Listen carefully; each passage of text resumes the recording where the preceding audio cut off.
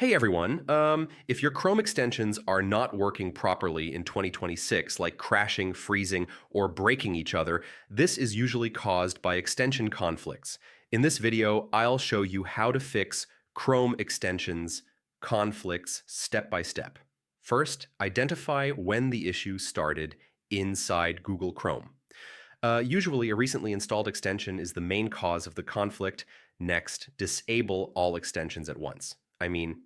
This helps you confirm that the problem is caused by extensions and not the browser itself. Now, enable extensions one by one. This allows you to find exactly which extension is causing the issue. After that, remove the conflicting extension. This permanently solves most extension conflict problems. Next, check for duplicate functionality. Having two extensions that do the same job, like two ad blockers, can cause conflicts. Now, update all remaining extensions.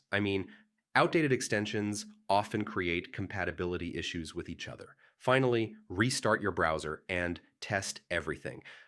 This ensures all changes are applied properly. So yeah, that's how you fix Chrome extensions conflicts in 2026. Follow each step carefully and your browser will run smoothly again without errors.